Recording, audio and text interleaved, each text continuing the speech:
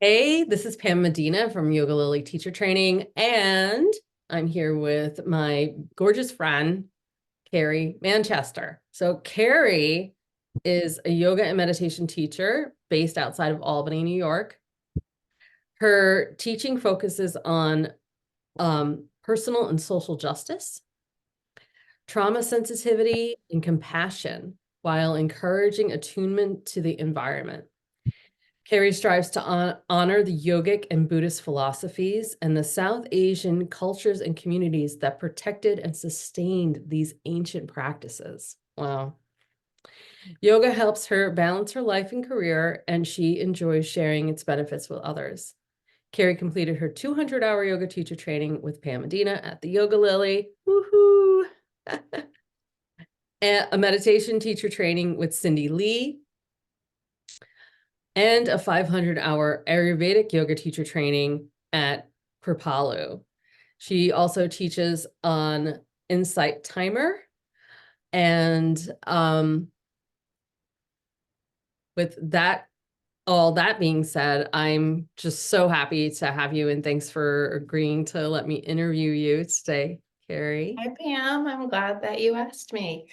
So tell me about like where you were in your life when yoga started to speak to you. All right, so I'm going to channel the Golden Girls and say, all right, picture this, New Jersey, 2003, I think. I had just finished grad school, and it's that first moment in your life when you're not in a college environment and your friends aren't ready-made. So I had taken my first job. I had moved out to Western New Jersey. I had found an apartment with a roommate who was gone most of the time, and I didn't know anybody. And there weren't a lot of people my own age at where I was working.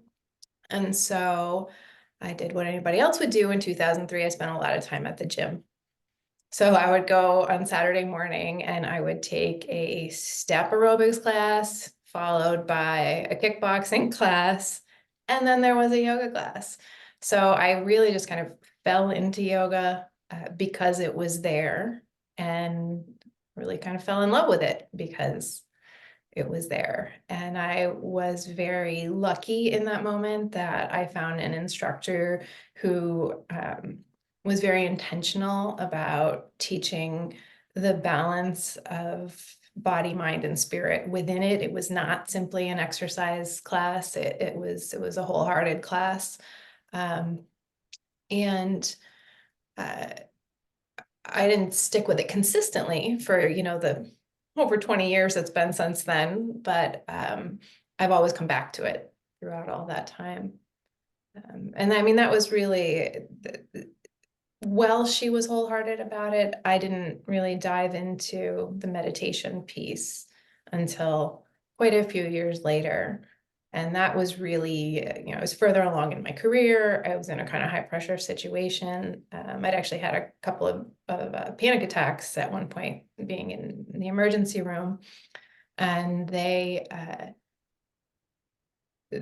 what we would typically expect from allopathic medicine, they handed me some Valium and some Xanax and said, yes, you have generalized anxiety disorder. Here, go home. And okay, I'm not averse to medication in any way. Folks need medication for a lot of things. I needed it in that moment to get through it, but I also wanted to make sure that I was putting in the effort to do all of the behavioral things that I could do to make sure that I wasn't using that medication as a crutch to not do the work, to not be present. So that's when I really started to explore meditation, and I've had a pretty consistent practice ever since, and that was close to 15 years ago now. Yeah, because I mean, when we were reunited, so Carri and I went to the same college. We met, and we were very close in college, but we knew of each other.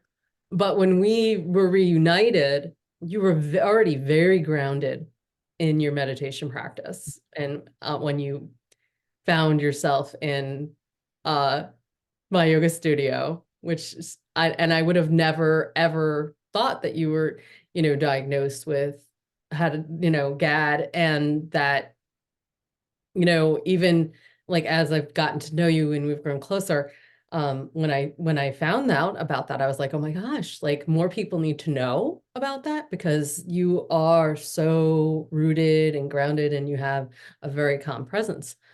So I think it's just so valuable that you're willing to be vulnerable like that and brave because that people can hear your story and say, oh my gosh, there's hope for me, so thank you for sharing that. Yeah, there was a point when all of that was happening and that I was in a partnership with a school nearby. I was working with a particular teacher who was, a generation older than me. And I confided in her that this was happening, and she put her hand on my shoulder and she said, "Oh, honey, half the county has anxiety." And that was such a helpful thing. Like that's really just stuck in my head. And now, again, I'm further along in my career and I actually have seen some of those statistics and I realized, you look around a room and you are not the only one. No, absolutely not. And I shared earlier in one of the interviews that um I had undiagnosed PTSD for most of my life, and I had no idea. I didn't know I had it until probably 5 years ago. And I'm just so grateful that I found yoga because I was treating myself and I didn't even know I was treating myself. It's like the universe put me exactly where I needed to be, doing the exact thing that I needed to do, to feel better, which, is amazing. And like that person coming into your life, just, and putting her hand on your shoulder. So you've taken quite a few yoga teacher trainings. So like what made you decide you wanted to teach yoga, and what was your yoga teacher training experience like? So I'm going to go back to New Jersey again and say, even then, even in those early years, like literally the first 2 or 3 years of my career, I would say kind of jokingly, kind of seriously, I want to teach yoga when I retire. That's what I want to do when I retire.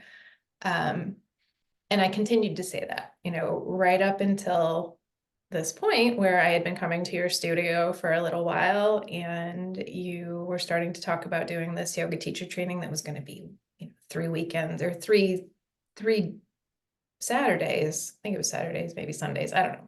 It was 3 days a month and it was for a year. And I thought I could do this. Like I could be doing both. Like what exactly am I waiting for retirement for? And it took me a little thinking through that because 200 hours is not a tiny commitment. But it was in that period of time that I actually went and did the meditation teacher training with Cyndi Lee at Kripalu. And before I came home from that, I had made up my mind that yes, I was going to do that training. And I had already started to do some very simple kind of meditation things in meetings and in,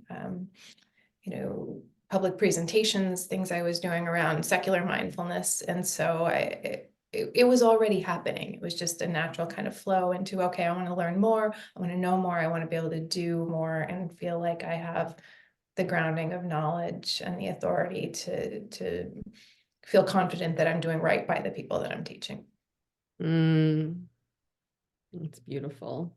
Yeah, you have such honor and integrity in your work. And I love that what you said about protecting the Southeast Asian people who have preserved um, the wisdom of the ancient teachings. Yeah, one of the things that I've thought a lot about in this whole journey has been why am I, as a white woman with an ancestry that's Scandinavian, it is English, why am I so drawn to a culture other than my own and that historic sort of legacy and traditions? Mm. And so in kind of trying to learn about that, and because I'm certainly not the only white woman who's drawn to yoga, um, it's I really came to listen to a lot of folks talking about the importance of respecting the roots of whatever it is that we are doing, whether that's, teaching yoga and respecting the South Asian ancestry through yogic traditions, through Buddhist traditions, all of those things, or whether it's when I'm at work and we're talking about restorative practices and talking about, the many cultures all over the world that we're drawing from to do this work, that if we take it and we claim it as our own without being clear that we didn't make up these answers, this is not our solution, that we're really not honoring Yes. it at all. I love that we honor the indigenous traditions where from wherever we're drawing from. And, in that, let's just take a moment to acknowledge that, and I know that you're right here with me on this, that, both of us are sitting on indigenous land that came from, that we're sitting on Turtle Island, we're sitting on, the people of the Mohawk and Mohegan, that really, without this land, without these people, we wouldn't be sitting here having this conversation. So,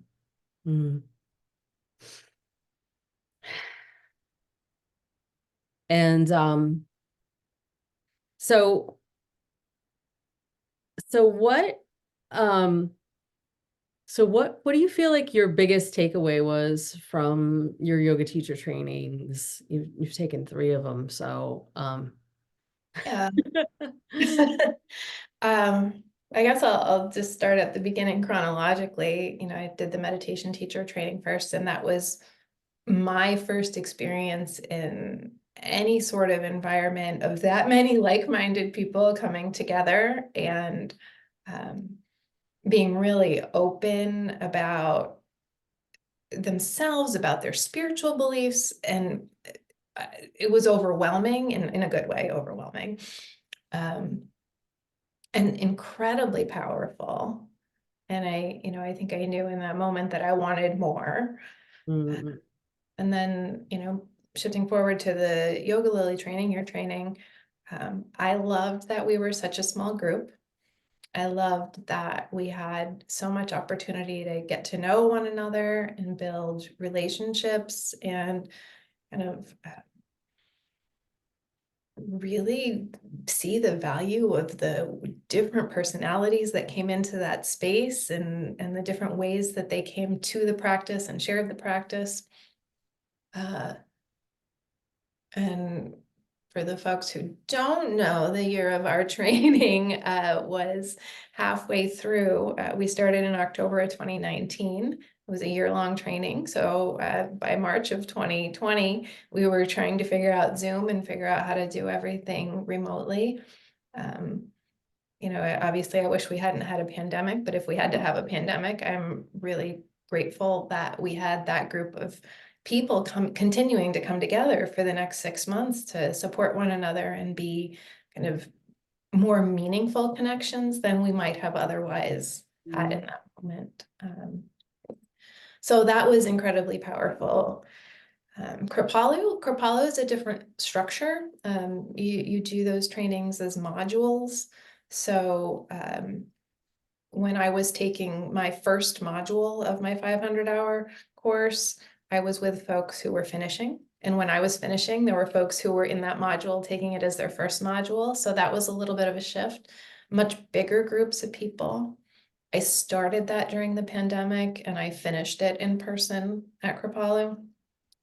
I think one of the benefits to that program is the national draw, that you got to meet people from literally all over the world in the program, and just sort of hear different perspectives.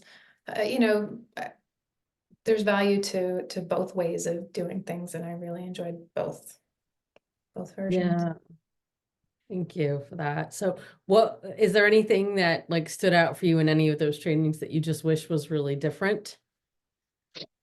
I do think, with the Kripalu with trainings, that there wasn't as deep an opportunity to build relationships as there was in a small long-term group.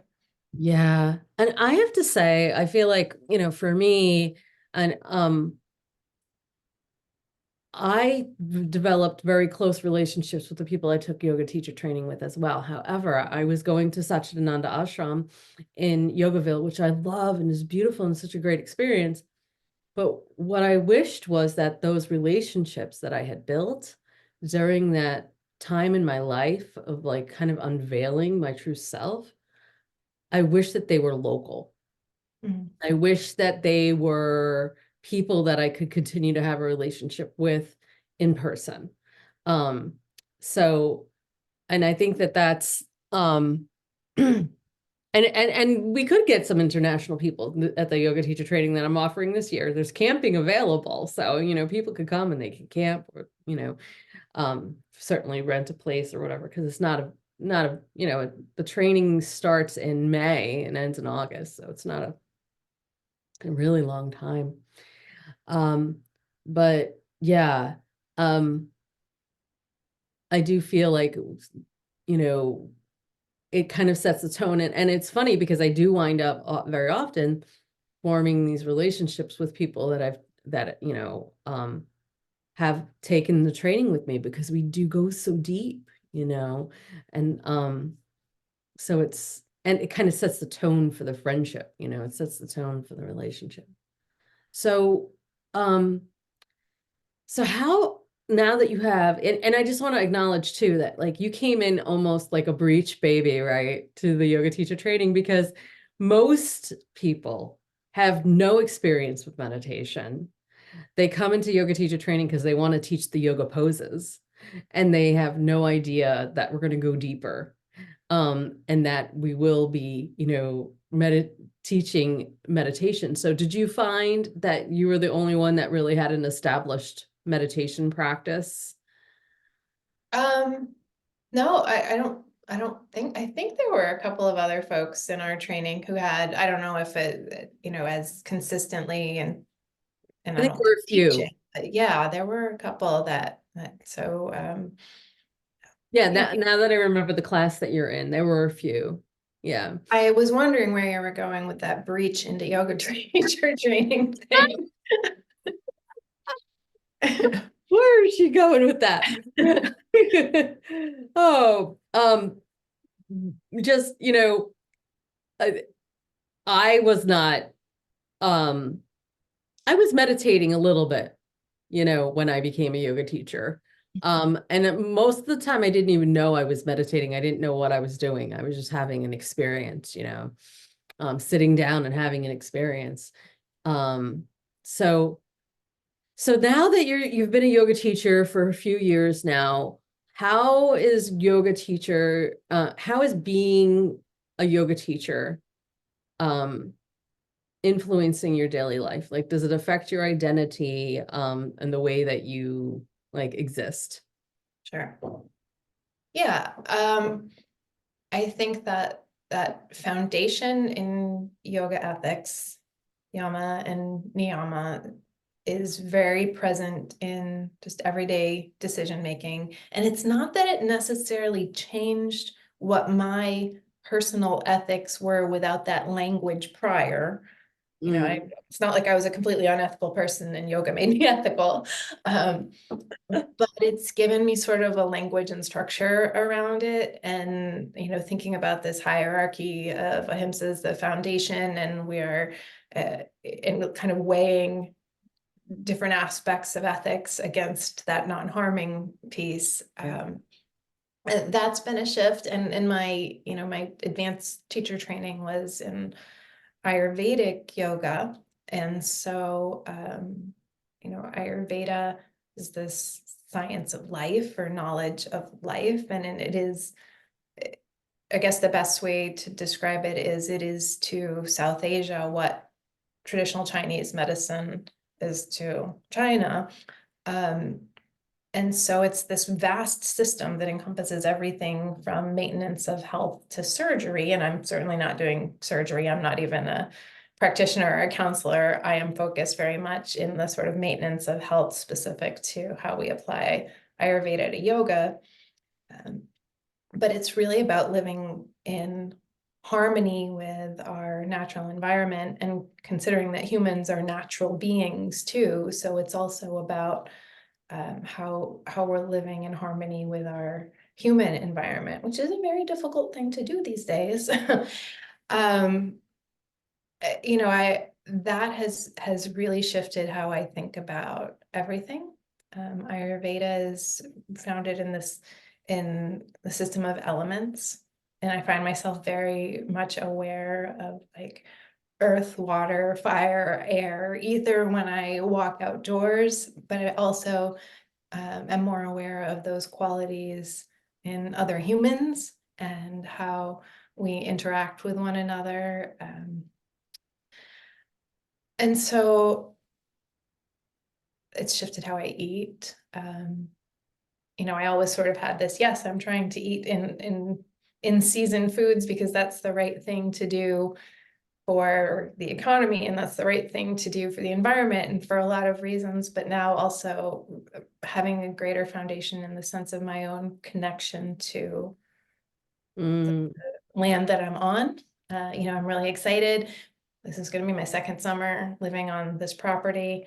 We were kind of scrambling last summer to get everything in place. We didn't get our garden beds in time, but they're ready to go for this year. So I'm super excited about being able to plant and harvest and preserve on our own land and really have that connection to. And I look forward to eating from that garden in your backyard. Yeah. Yes. So yeah, I love the way you were talking about the elements. I've had the fortunate opportunity to do some of your meditations on Insight Timer, and a lot of them are focused on that, like elemental consciousness. So I really enjoyed that. So what are you finding that is like the most fulfilling teaching experience for you now? Like what's the setting? What are you teaching? What's really like lighting you up? Yeah. I guess I don't have one single answer to this. In some ways, I think probably the most fulfilling thing that I'm teaching is this ongoing meditation class that I teach for folks in where I work. And I just do it as part of my job. I do it once a week at lunchtime. But what's really fulfilling about that is its consistency. Like we've been doing this every week, except for when I was on vacation since 2019.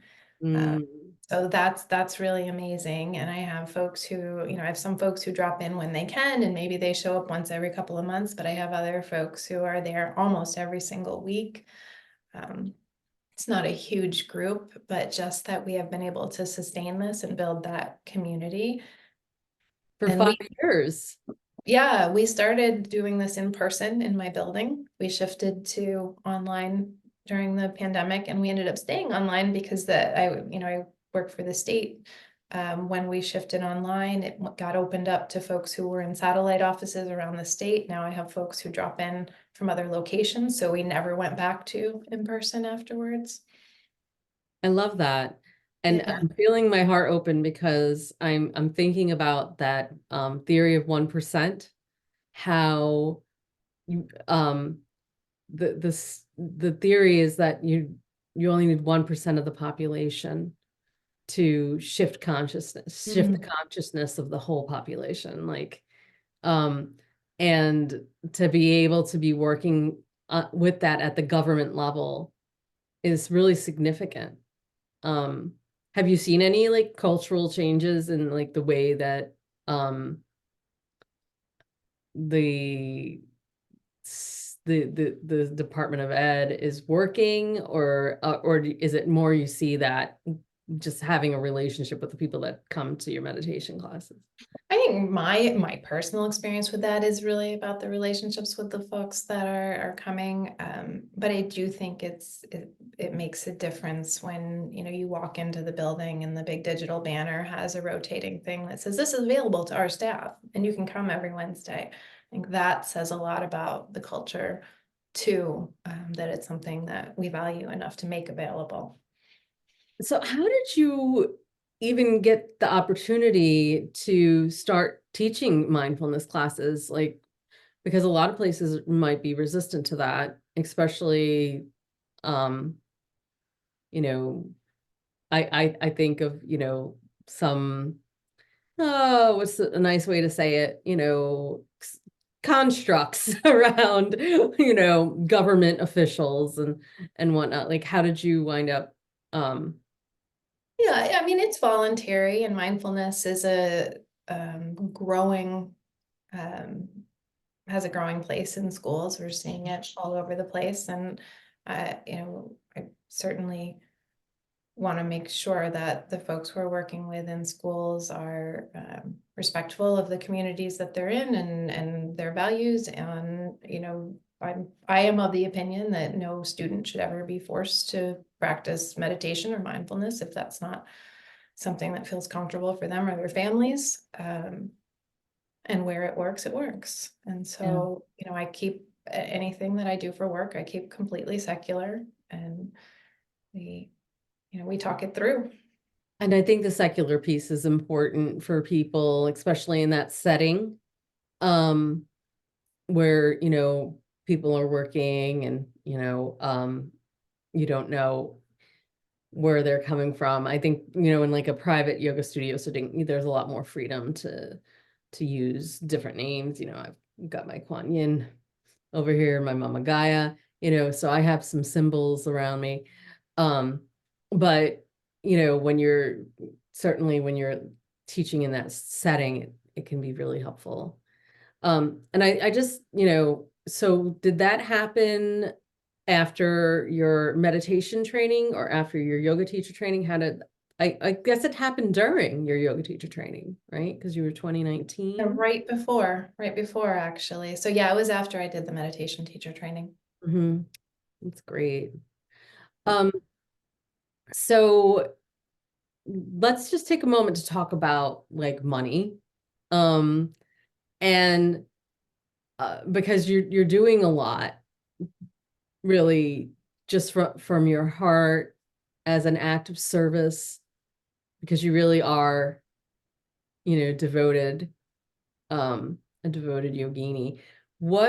And I gave you that name Karuna because you just have such a heart of compassion when you graduated the training. So, um, there's a lot of ways that we can get rewarded for our efforts. So I'm just curious, like, how are you getting the energy back that you're putting in? Sure. And let me say it to you too. I don't think I've ever told you this, but I secretly wanted that name and had never voiced it. Oh, I love Because that. I felt like I shouldn't want something. Like I should separate from this, and this is a gift. This is not something that I should have an expectation about. But that was what I wanted secretly. I've got like my crown chakra just blew right open. I love that. Yeah. Yeah. So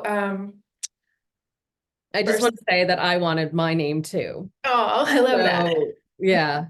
So go ahead. I'm sorry. I didn't mean to interrupt you. Sure. Yeah, no.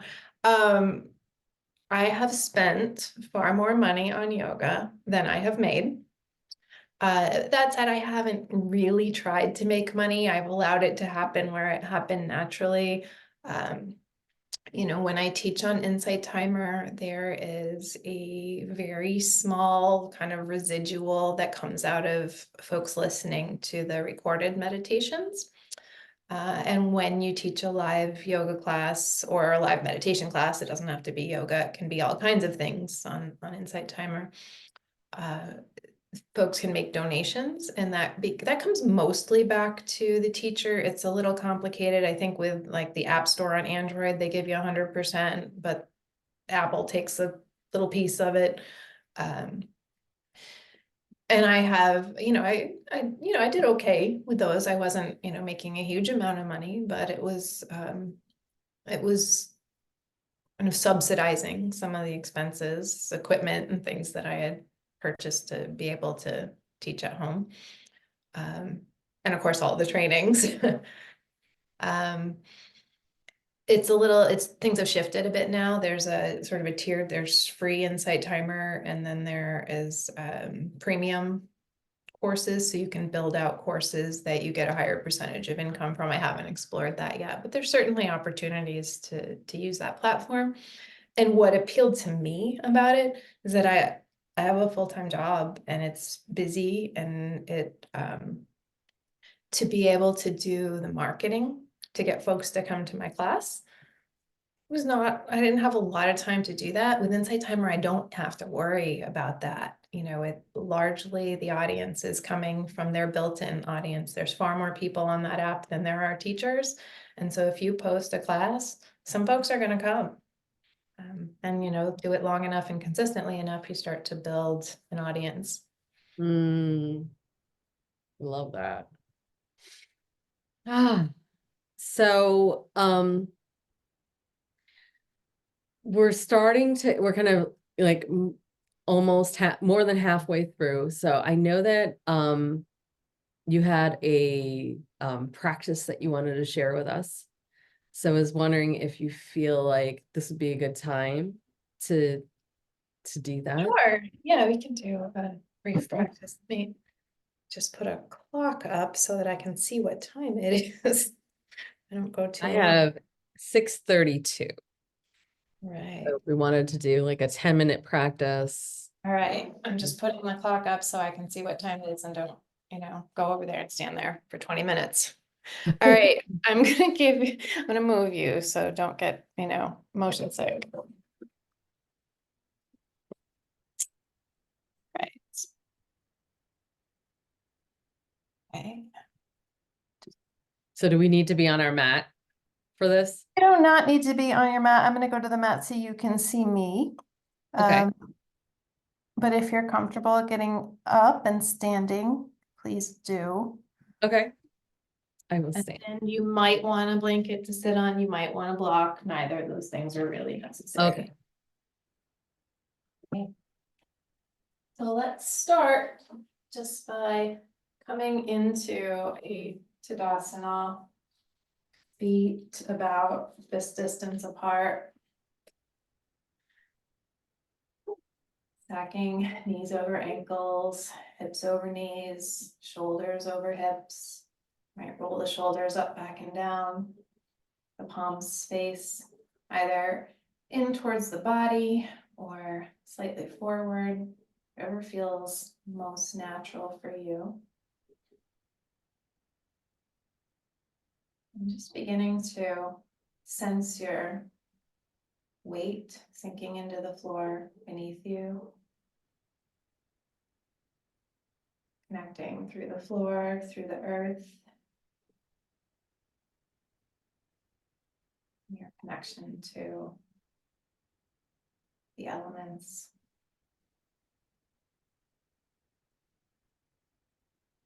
And taking a moment connected here to the earth to practice some acknowledgements.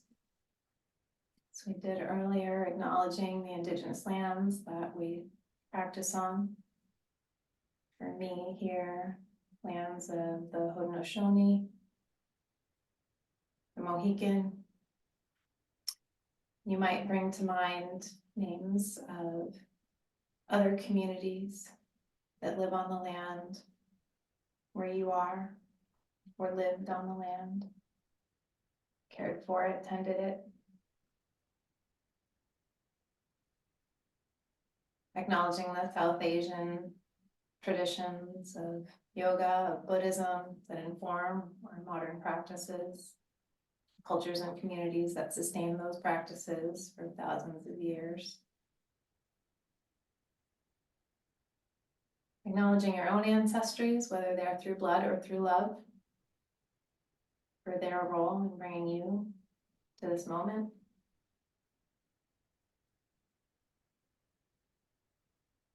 And acknowledging yourself for showing up, for being here, for being present.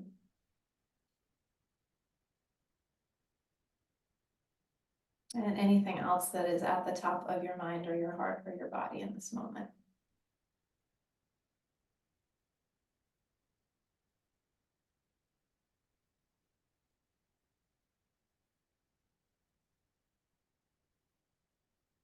As you're ready, we'll start to shift into a practice called Dasha Chalana, or the 10 churnings.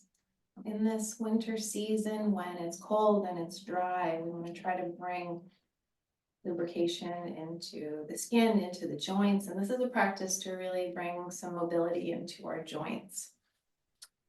So if you want to be near a wall, this first one sometimes is a bit of a balance challenge. You're welcome to be near a wall. I'm going to stand so you can see me from my side. I think that's going to be the easiest thing. Hands on your hips, feet fist distance apart. Start by stepping your left foot back, big step back, come up on the left toe. And using that toe as a pivot point, begin to rotate the ankle around the toe. And as you start to get a feel for that, see how loose you can let that hip be. We're rotating the ankle, but we're letting that whole leg be loose from that hip point. Shift direction.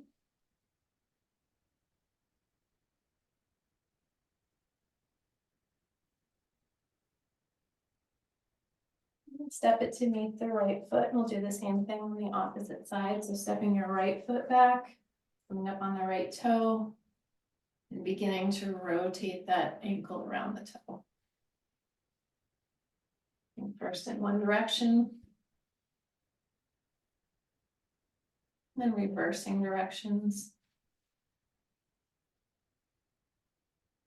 And stepping the right foot forward to meet the left.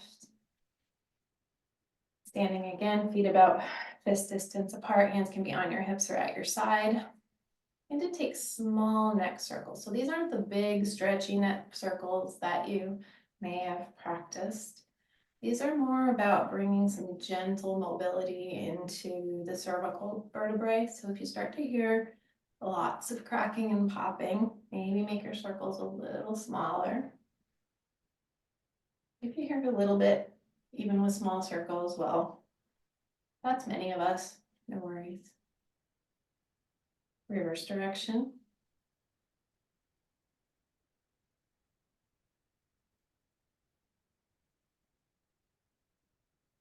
And come back to center. Roll the shoulders up towards your ears, back, down, and forward. Continuing, take a few gentle shoulder rolls. Again, trying to avoid cracking and popping, really more focused on mobility than stretching.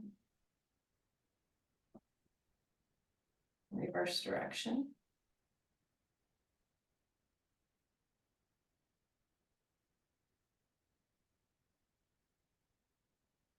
Going back to center.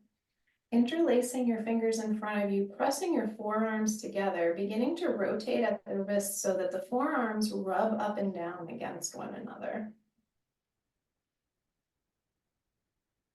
Bringing lubrication into the wrist joints. Pause for a moment, reverse the interlacing of your fingers and rotate in the opposite direction. If it feels awkward, you're doing it right.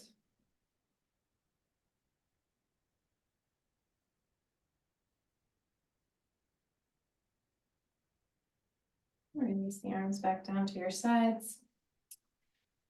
Step your feet just a little bit further apart, a little more than shoulder distance apart.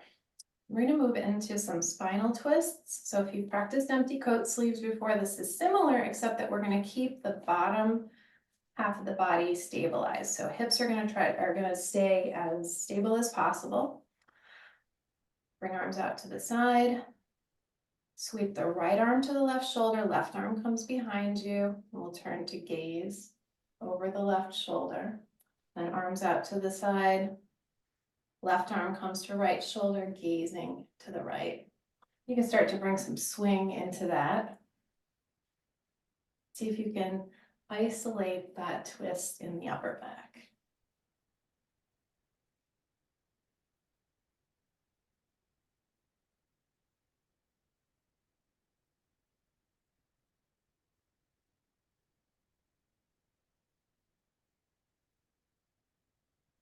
Coming back to center. Hands to hips, You can walk the feet out even a little bit further and we'll start to take some big hip circles. So big in your definition. You can make them huge, but just finding a little mobility in the hips.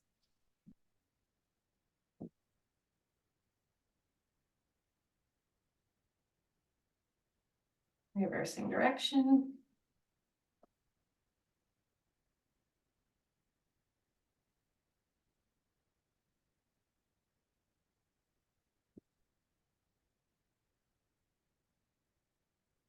And coming back to center.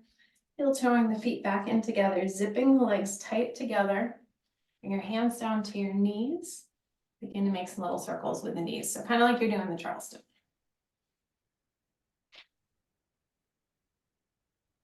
And this is where I can't avoid the cracking. Reverse direction. So keeping the legs zipped together here gives a little stability to the knees.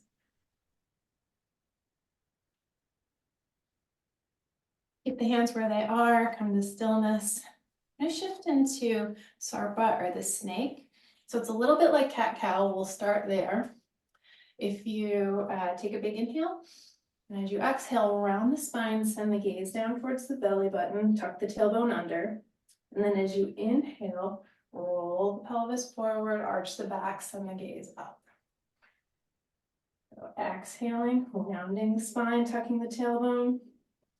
Inhaling, arching the back. And so what we're going to add on to this is the snake portion. So each time you make this shift from arched back to rounded back, let the motion start at your tailbone and roll up your spine. You can take a look at me if you're not sure what I mean. And if it feels really awkward and you're not getting it, no worries. Cat-cow is beautiful here. It can be a little bit of a coordination challenge at first.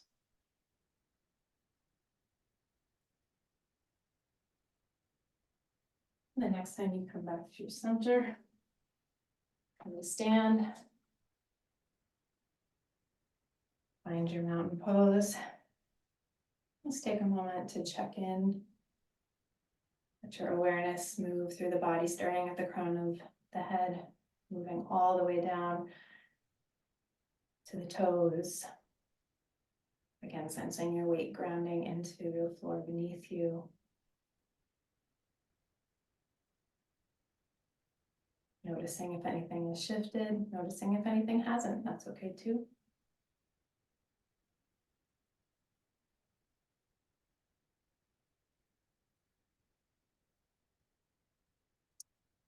Drawing your hands together at heart center. May all beings have happiness and the causes of happiness. May all beings be free from suffering and the causes of suffering. May all beings never be parted from freedom's true joy. May all beings dwell in equanimity, free from attachment and aversion. May you be happy, may you be healthy, may you be safe, may you be peaceful. Thank you for sharing this practice with me. Oh, here is so nice. I needed that so much. Such a simple practice, but it really sort of helps when you're feeling stiff and crunchy this time of year. In less than 15 minutes. What a shift. I love it. And you said it's called the 10 churnings. Yes, yeah, Dasha Chalana. And it's 10 churnings, and if you counted, there were not 10 different movements that we did there. The churnings are how many times you're supposed to rotate. I don't, count the rotations every time. It was beautiful.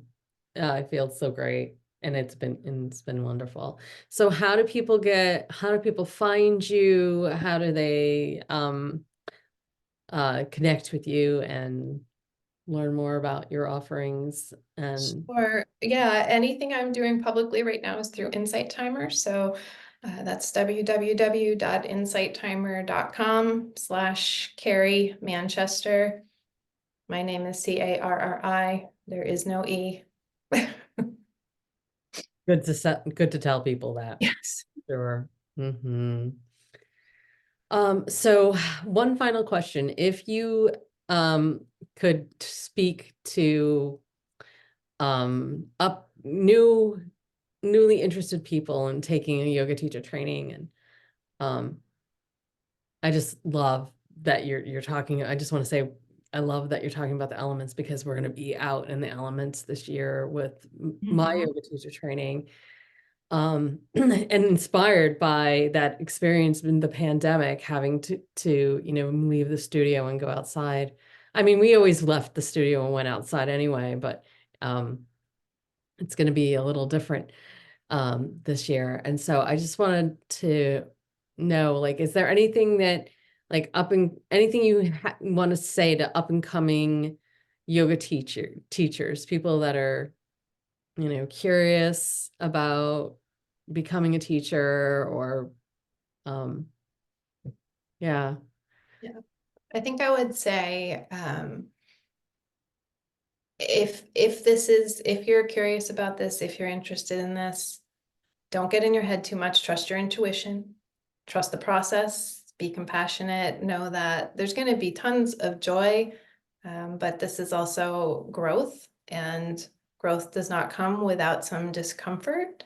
And so that compassion is really critical to being together with all of these other folks that you're learning and growing with, but ultimately 1,000% worth it. Mm. Oh, thank you so much, Carri Manchester, for being with us today. It's always a pleasure. I Thanks, really enjoy Pam. your presence. Yeah, Yeah. too. Okay, we'll have to do this again.